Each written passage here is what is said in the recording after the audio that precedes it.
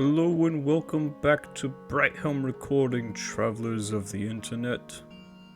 We left off having done Undying Heritage. On Heritage Hill, there was a tower that was acting as a conduit to hold souls in it, and in that area too, which caused the dead to start rising.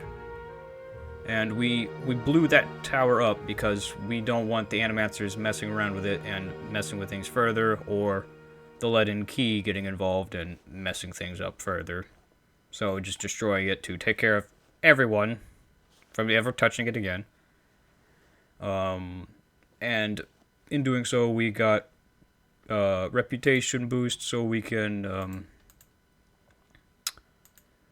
go with Adair to the records archive in the First Fires. Right? Right. Sounds good to me. Let's go to First Fires then. I still want to get that loot, but all these guards around. Heavily discouraging. Greetings. Once again, I'm here. Aha! For the first time, he turns his full attention toward you, and his eyes flicker in recognition. Of course, that policy is for the general public. Exceptions can be made for those who have already proven their worth. He looks up at a shelf and withdraws a thick volume, shifting a layer of dust aside with his hand. The rosters are in the front, the inventories of the dead in back. Inventories, okay. He passes it into Adair's outstretched hands. Adair leafs through the book for some time anxiously, running his thick farmhand fingers over page after page of names. At last, his hand stops, his fingers just below one name. Roden Talesh, died 18 Majavernho, 2808. Third Battle of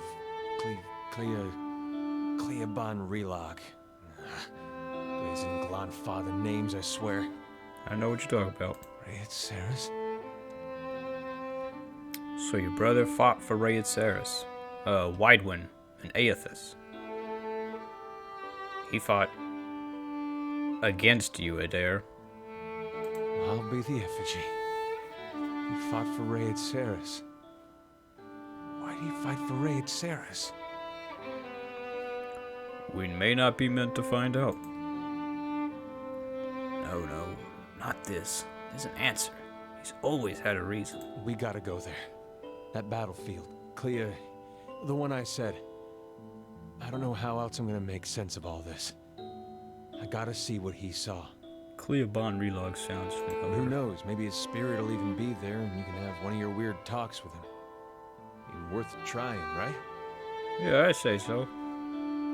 I appreciate that. I wish I could say you won't regret it, but you certainly might. Yeah? Ooh, level ups. Ooh, taxes? Ah, those darn bandits stealing all my money. Did you and he get along? We got along how brothers do. He used to throw water on me to wake me up in the morning. I used to fill his boots with stinging ants. For themselves, back in Tekoa. I don't know that they'd search for me if I were killed so far from home. Brothers can be funny. I bet you'd be surprised how far they'd go. Yeah. Maybe. So Cleaban Relog is not on the map. Shilon Lee is. Or Lee's Lies? I don't know how to pronounce it.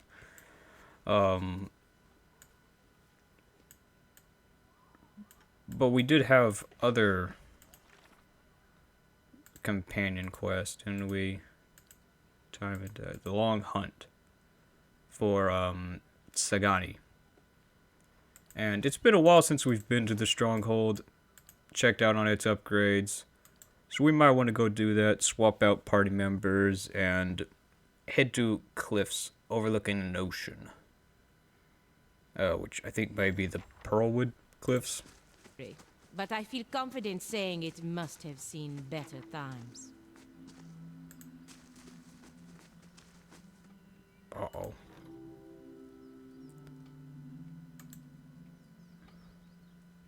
Trolls and oozes. Guess we better go deal with them. Palace messenger from the Ducal Palace, huh? Greetings, my lord. I bear an urgent message from Chancellor Warren of Defiance Bay. He requests that you meet with him at your earliest conveniences in the Ducal Palace. Your claim on Cadnua has been called into question by the Gathman family. Earl Badmar has issued a ruling on the matter, but both of you and Lord Gathman must be present. But I claim Cadnua. The Gathman family disagrees, as your claim is not based on lineage. An official ruling is required to remedy this dispute. Who's Chancellor Warren? He's an arbiter of legal matters for Earl Badmar of the Grasp. Tell me about Lord Gathman. An old Iderian lineage, I believe. He looks around the Great Hall. The former lord of the stronghold, a distant relative of Lord Gathman, allied himself with the losing side during the War of Defiance. Okay. So, he's a relative of Mayorwald, I presume? Alright. I'll go meet him then. The Chancellor will await you in the records room of the Ducal Palace in First Fires. Messenger bows and strides away.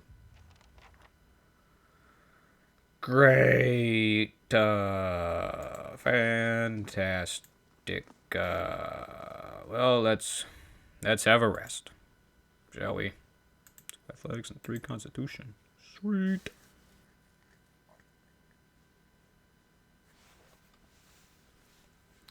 You awake to see Durance, his staff held in both of his hands before him. A flame flickers at its top end, casting long shadows across his face as he stares in contemplation.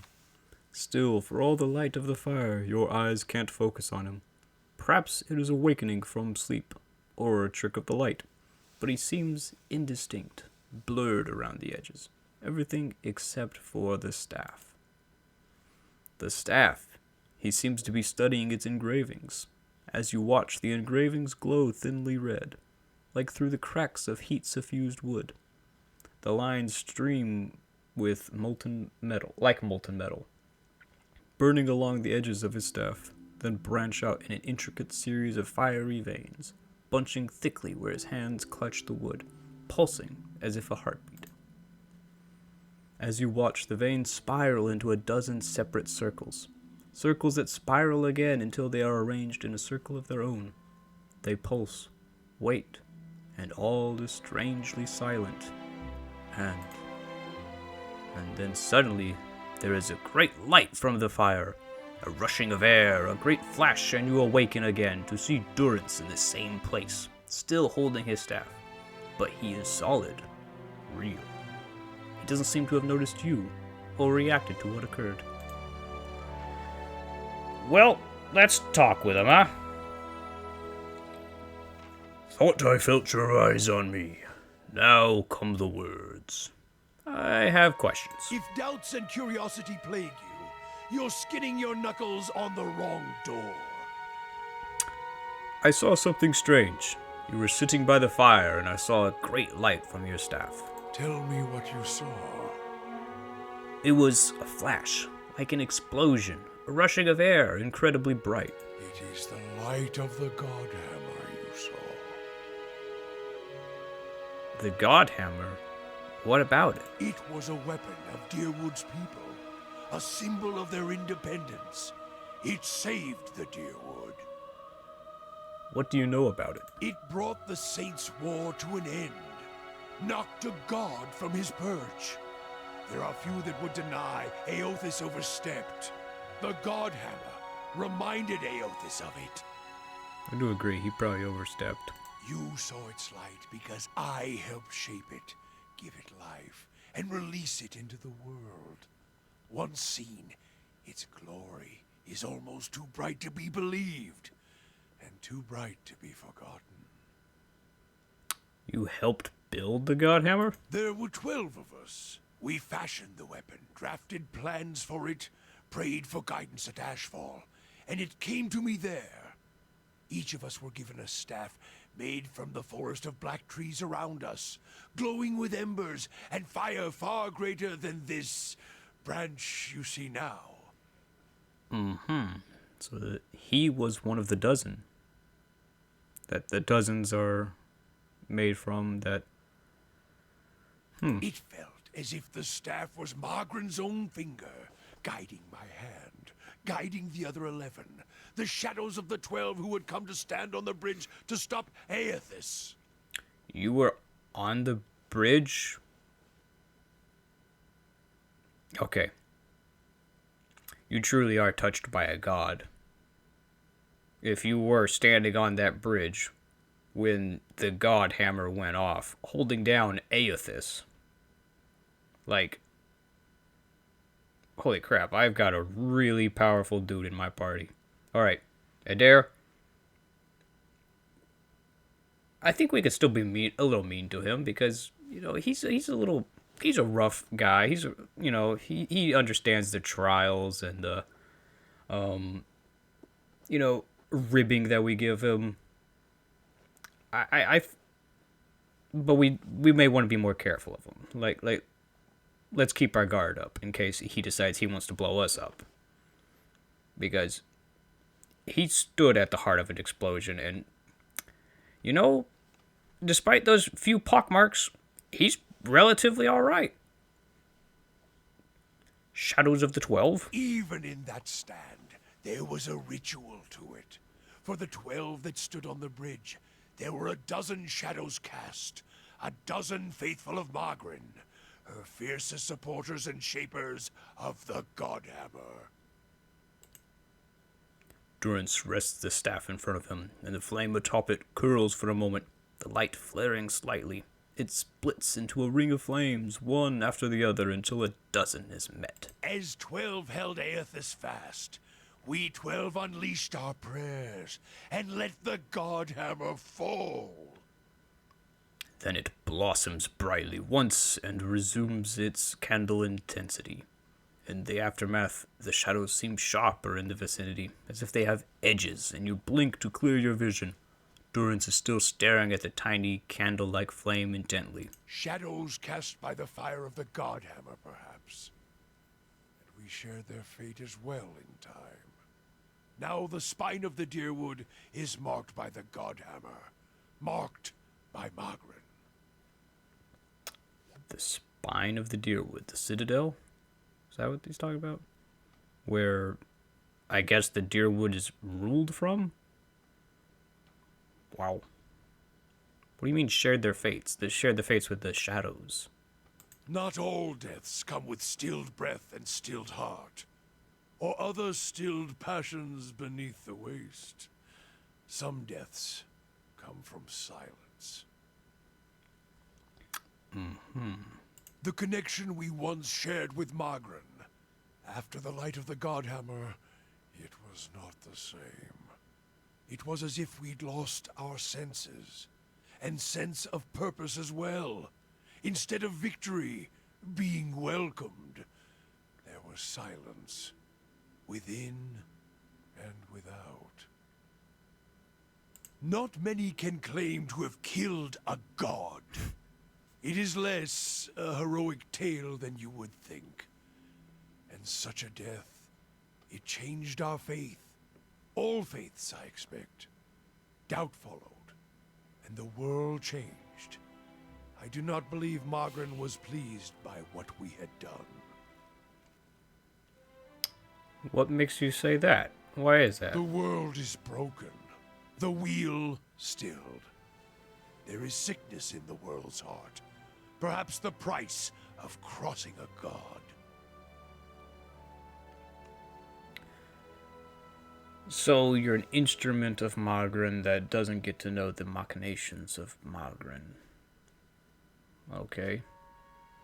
Because I'm pretty sure Widewind's legacy has nothing to do with Aethys or, crossing a god or anything like that. Crossing two gods. Even as Margren shaped our hands, perhaps we carried her will farther than was allowed. Just as Widewind did. Saint Widewind. Mortal arrogance to match mortal arrogance. Maybe. Maybe. Yet if the world had changed, then I sought to change with it. If I had forgotten some of Margaret's teachings, I would find them again. I would make her see me again. What did you do? I remembered Margaret's teachings. How reminders on the flesh were more important than the death of a vessel. And I wondered if killing Aethys, if that had simply set him free. Had it allowed him to escape his punishment and be taken on the wheel? Like a mortal? So I'm still running with the theory that Aethys was dead before, and he had reawakened in Widewind, and Widewind was essentially awakened with Aethys. Would that be like two souls within the same Adra stone or something? Would that be like a mortal, or would that be different? That's the question. As I stepped from the now blessed Godhammer Bridge, I thought of Ashfall. I thought of the War of Black Trees. Wondered if I needed to be burned to find myself again. That is Margaret at her heart. At least that is my hope. These are the doubts that befall me. So your faith has shaken. What happened at Ashfall? The road to Ashfall is long. Gives one time to think. And if you think long enough, you do not go home. I left without telling anyone, with only the robes I wore at Halgot, my staff, and my name, which is long buried. Of my fellow 11 craftsmen, disciples, I know not what happened to them, if they suffered the same doubt as I did. But it was underserved. It was wrong. We had done all that Or had asked.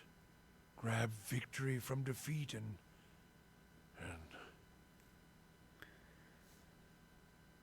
Tell me what happened on the bridge.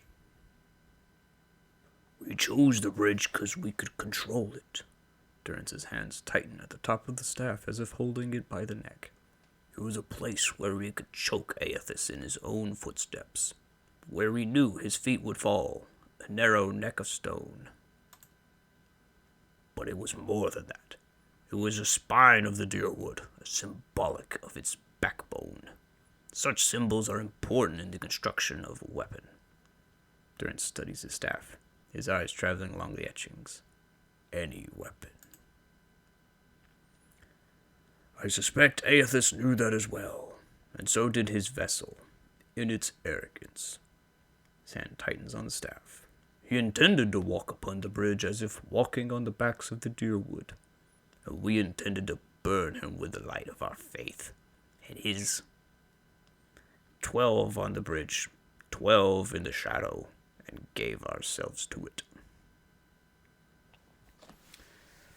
So...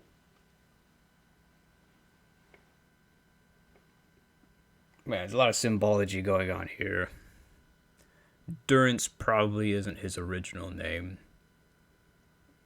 His original name is supposed to have blown up with the Godhammer, and that's how Durance wishes it. He wishes a new sort of life through the fires of Margaret.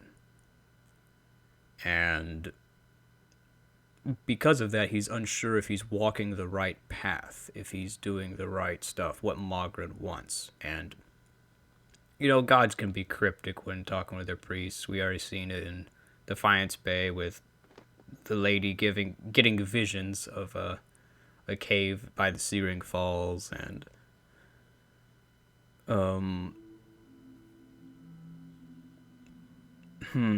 you gave yourselves to it? We put much of ourselves into the Godhammer. Such a device is not simply a machine. There are elements of the spirit in it. Even Widewind's spirit. Well, How did you put Widewind in it? We all studied Widewind. He was our enemy, and he had provided the flesh the god wore as a cloak. That flesh made him vulnerable. I knew what fields his hands had tilled, his family, what he had harvested, where he had been born. We sought to know him, what had led him to fight us. Why was that so important? You don't kill the god. You kill the man it inhabits. And you leave that man a ruin. Burn him to ash. The weapon was meant to not only burn his flesh, but it would burn his soul. And it did. At the cost of our own. And at the cost of our goddess's favor. That whore be damned. So you weren't reborn the way you thought you would be reborn, I'm guessing. You were reborn a pox-scarred man of... You're significantly smaller than you may have once been. In terms of, like, power, not necessarily stature. It sounds as if you fell victim to your own weapon. Perhaps your eyes were blinded by the truth of the Godhammer, Watcher.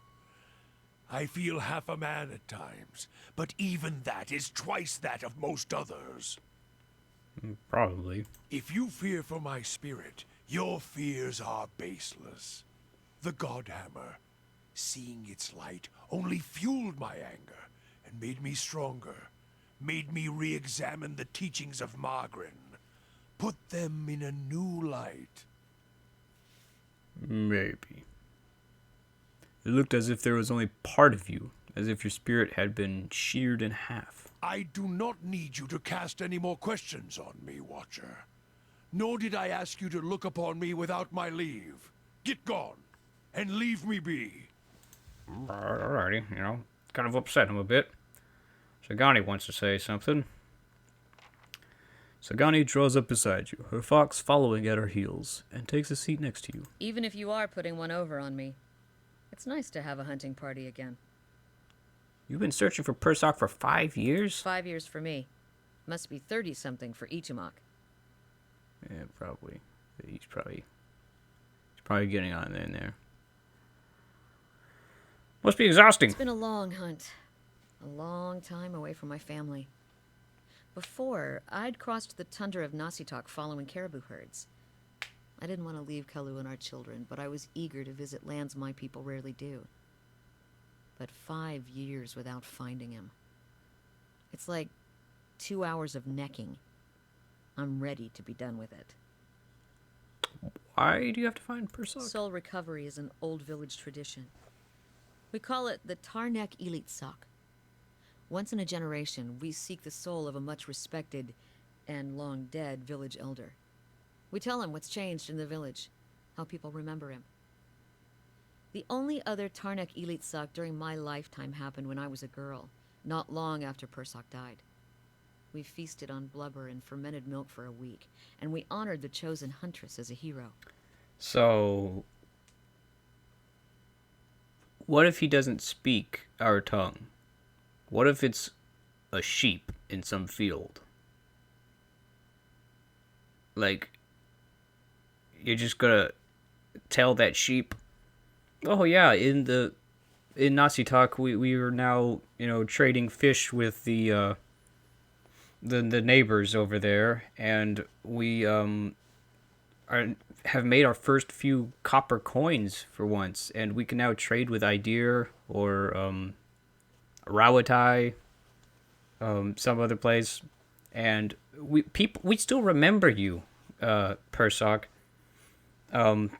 Your great grandson and your great niece, they remember you. Like, you're talking to a sheep, lady. If it happens to be a sheep, like maybe a soul can only enter into like a human, let's say. Let's say that human doesn't care about any of this. And they're just, Tom out there in the field, just minding their own business. And here you are, telling them about Nazi talk and how people remember them, and Tom is just, sorry, I don't know what you're talking about. Can you go now, please? Then she left, and we returned to our duties. We still sang her name to the skies during festival season, but we otherwise didn't speak of her. So people often forget what isn't in front of them, huh? I think of that frequently. It's not being forgotten by my village that troubles me, but sometimes I wonder how my husband and children remember me, if they think of me often. Returning them is what matters. Both practical and true. Still, there's no point in dwelling on it. More often I find myself wondering whether Persock will remember us. You claim to see souls. What do you think? Do you remember your past lives? In fragments, I do, but I don't think going and just telling somebody about Nazi talk is going to help them remember their past lives, right? You look like a madman when you just go up to random people and say, "Hey, Persock, remember Nazi talk? Remember your niece? Remember these people? They remember you." You're going to get a lot of funny looks, is all I'm saying, right? And I get a lot of funny looks, and I am a watcher and all that, right? What do I think? Yes, in fragments, I guess. Really? What's that like? Hearts are like and don't like. Learning a lot about myself. Strange. Feels like I'm going crazy. Yeah. I don't envy you. Guess I'm lucky I only have to worry about someone else's past life. Makes me wonder what Persock remembers about our village. Or if a turn at the wheel has yanked the details out of his mind like it does for most of us. I feel like that's how it's supposed to be, because apparently awakened people go crazy. Like, if everyone was just awakening left and right, man, we'd live in a pretty mad world, you know? You awaken to a past life and you're like, oh, I was a serial killer back then. And then that gear just clicks into the right position and there you are, you're a serial killer all of a sudden. Like, oh my goodness. What would you tell them about your village? Masuk is probably much the same as it was 100 years ago. We live between tundra and frozen forests, and the land takes as much as it gives. But our hardships bring us together. And the elders truly unite us. They keep the stories of past generations, and they guide us from season to season, through good years and lean. Ichimak brushes against her hip, and she scratches his head. Recently, there have been a lot of good years. My aunts say we've had fewer clashes with neighboring villages thanks to the hunting territories that Persock helped establish. In bad years, we rely on trade with the merchants that pass our shores. We exchange walrus tusks and seal pelts for grains that last us the hard winters. Persock brokered a lot of those agreements too. He got this from one of the Amawa ships that used to trade with us. So the Audra bear figurine was pretty important to Persock. And it may hold a fragment of his soul that would want to be reunited with the rest of the soul and might just awaken that person.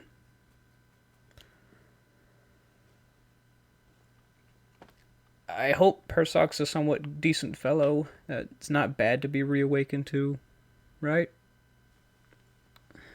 Masuk must be a tight-knit village. As family.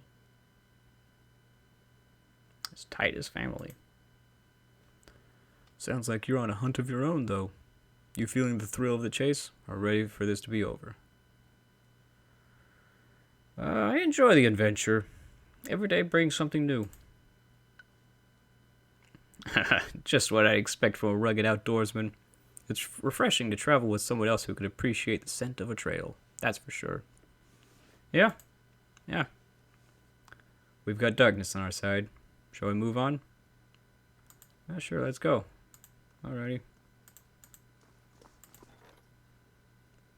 Construction completed. Great.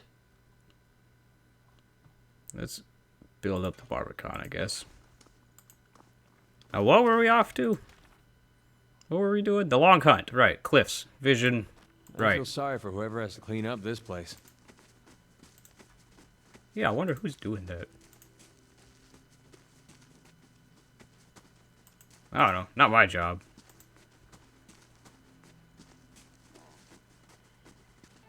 So to Pearlwood Bluff, because that looks like cliffs overlooking the ocean. We smelled the salt air. Addendum added. The long hunt. Okay. Let's explore. Do shall these look like the cliffs from your vision? Maybe. It's hard to tell right now. Bunch of enemies already dealt with. Nice.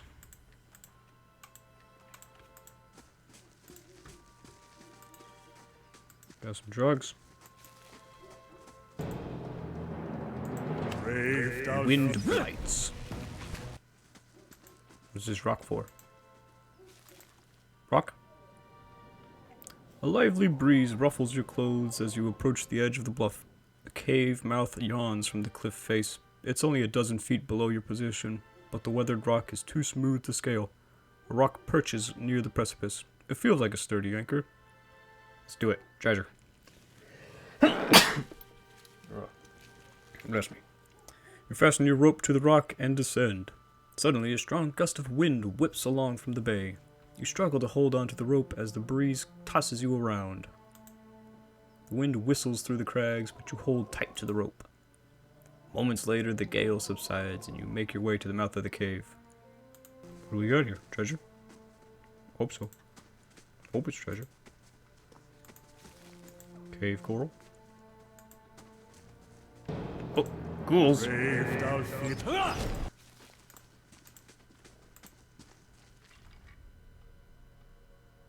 Ooh, ring of wizardry. Well, there's nothing much else in the cave, but very useful ring of wizardry. Oh, there's the purple goop. That's where we do the watcher thing. As you reach the edge of the bluff, you recognize the exact location from your vision of Persok. He was here not long ago. Sagani stands alert, the Adra statuette in one hand while she scans the cliff. You close your eyes, feeling the ether for some trace of Persok's presence. The darkness behind your eyelids takes shape. You feel Persok running through the forest this time, hurtling and dashing around rocks and trees. The scenery whizzes by too fast. You can't make out the details between the blurred greenery. Something looms out of the trees ahead of you. Persok finally stops in front of an Adra arch. Do you recognize a natural arch made of Adra? They got something like that out in the Air Glanfath, across the water from Twin Elms. Okay, well, I know where to look for. Then I'll Persok. follow. In these visions, I don't suppose you're getting a sense for who Persok is now. Someone appreciates the scenery. Nothing against these stuffy forests, but you haven't seen the southern lights of Nasitak. At least we're getting closer. Seems like we've made more progress together than I've made in a year. What was he like? That depends on who you ask. I talked to everyone in Masuk before I left. I heard he was a strong leader, a dependable builder, a caring grandfather, a wise elder, a generous neighbor, a cunning negotiator. So all good things, huh? Might as well be one of those impossibly perfect heroes from the Idea epics. Probably all of those things at different times. Or maybe the people remember the things that matter most to them. The odd thing is, many in Masuk weren't much older than me when Persok passed. And yet everyone wanted to make sure he heard about something in particular. Our trade with the Amawa, our successful hunts, peace with neighboring villages. Sounds like he's very important to your people. It just seems odd that so few of us remember him beyond the things he did for the village. Most of his family members, the ones who knew him, are in their twilight years now. And Persok was too busy to spend much time with his younger relatives. Seems like he cared more about the legacy. Perhaps you're right.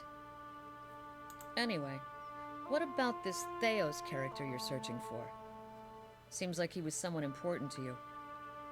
What do you remember about him? He was an authority figure of some kind to me.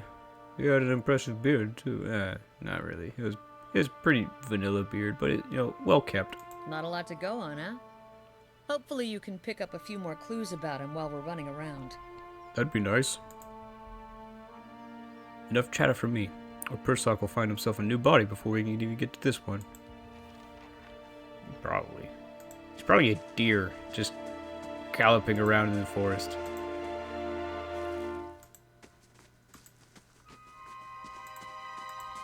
Oop, body. Servalush. In the bay below, waves roll toward Defiance Bay. Drakes. Not a problem. That's that taken care of.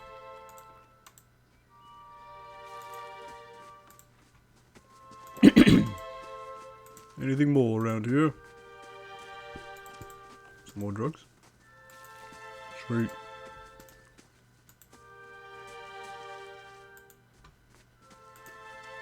Pretty much explored everything. Alrighty.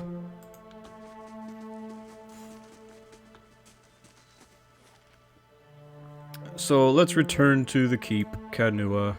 Swap out for Palagina once again with Sagani, because we're not heading this way for a bit. And let's head to, I believe it was First Fires, to deal with Chancellor Warren and the dispute with Kadnua, so I can keep my castle that I'm building. Alrighty. To Defiance Bay. First Fires, I presume. Let's hope.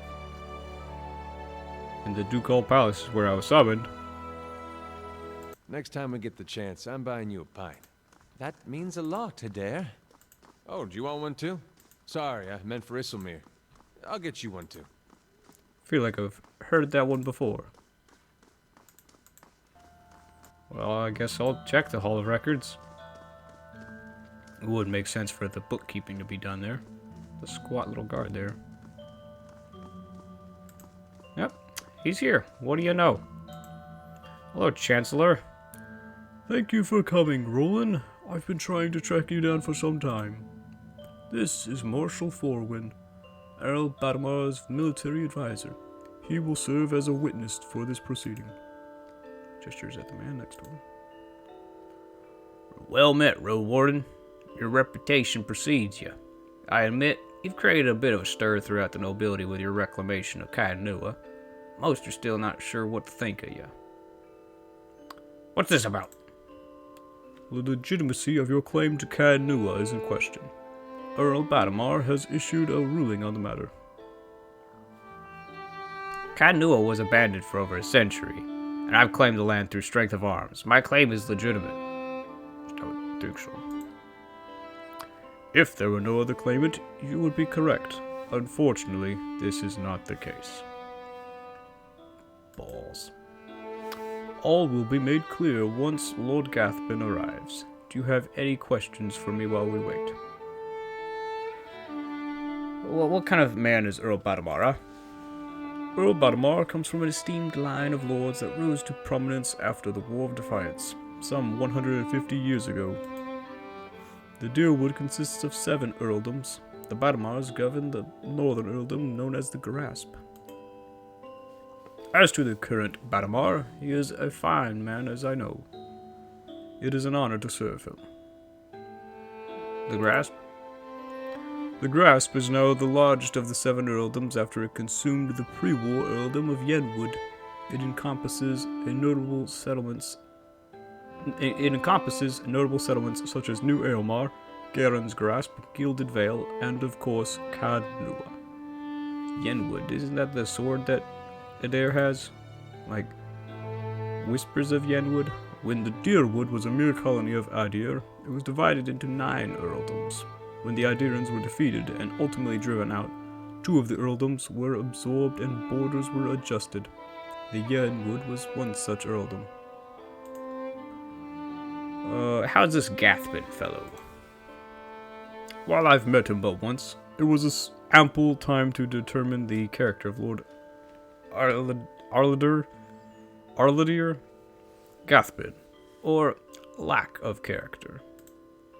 He is descended from an old Iderian line that predates the War of Defiance. His great-grandfather, Ronig Gathbin, was the Earl of Yenwood during the war. That is, until he was stripped of his lands and driven from the Deerwood. So he doesn't have a legitimate claim. Why is he claiming? He's causing me trouble for no reason.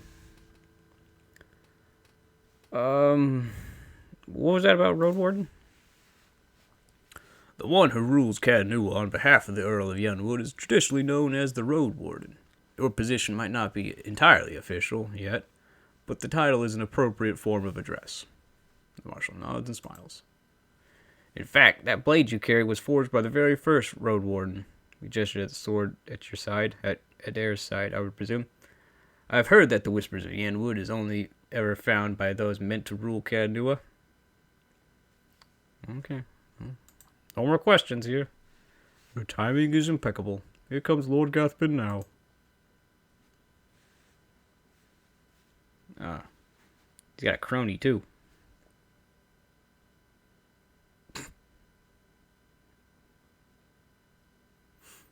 An opulently dressed man strides towards the Chancellor, his sandy hair trailing him like a banner caught in a light breeze, boot heels echoing throughout the hall.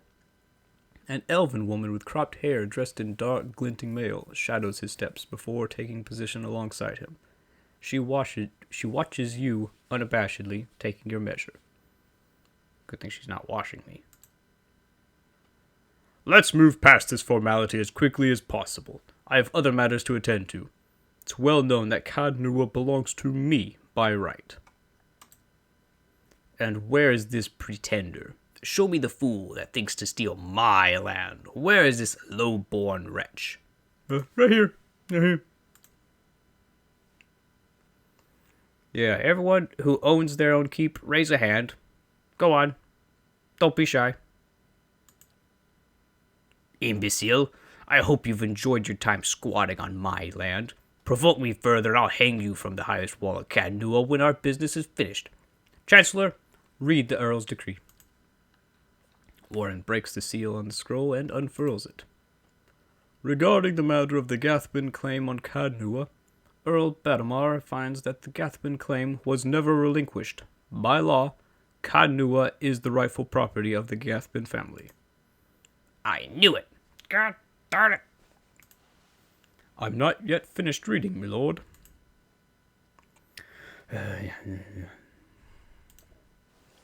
However, the Earl recognizes Rollen Tallstag's part in reclaiming Cadnua, a site that has stood abandoned and even some would say cursed for over a century. Before Cadnua is returned to the Gathbin family, the Earl has decreed that Lord Gathbin will provide compensation in the form of... Absolutely not. My lord? The amount is quite reasonable and a requirement for your land to be returned to you if you'll just allow me to finish. I'll not pay a single copper to this miscreant for my ancestral land. Do you think I'm blind to the Earl's motives, lackey? He thinks he can send a message with this insult? I have a message you can send that son of a whore. Gathbin raises an open hand as the Chancellor shrinks from him, arms raised in defense. Punch! Ah! Gathbin's nose crunches under your fist. He staggers back with a hand clutched over the injury, teary eyes wide with shock. Well, this is by far the best legal dispute I've ever been to. The elven woman deftly draws a pistol from her thick leather belt, her eyes widen in anticipation.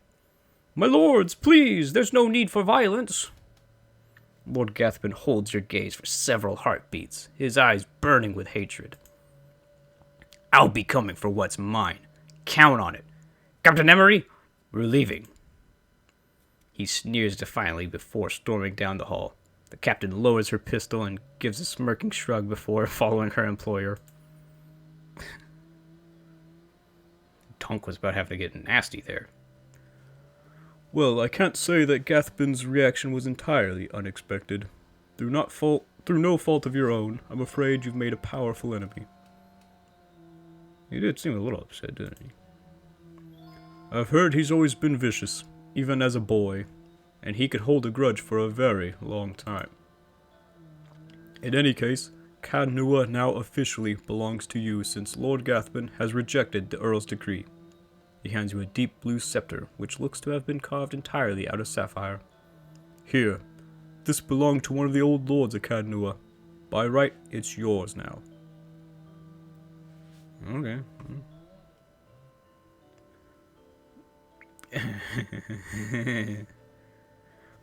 This would be the right first move as a lord, wouldn't it be? To feast with them in my halls, not his. Please extend an invitation to Lord Gathman to feast with me within the halls of Cad Nua. There's no need for us to be enemies. That is a generous offer, and I'll make sure it reaches Lord Gathman. It was a pleasure to finally meet you, my lord. Perhaps we'll speak again under more pleasant circumstances. Farewell, Rollen. Well, that was fun. Got to defend my claim to my land that I earned.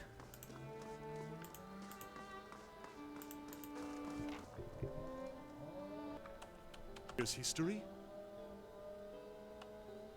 Not even a little. Past. What? There are some things I'm happy not knowing. And with that, you have another recording on Pillars of Eternity. A very interesting episode where we did a lot of talking with Durance and Sagani on backstory and rebirth, it would seem. Durance reborn in the fires of Magrin's god hammer, and Sagani seeking out Persak, who has been reborn as something new and possibly a deer is my running theory as of now. Let me know about your theories on who it might be, or what it might be. A rebirth out of spiritual adversity causes us to become new creatures. This is Master Barkle with Bright Helm Recordings signing off.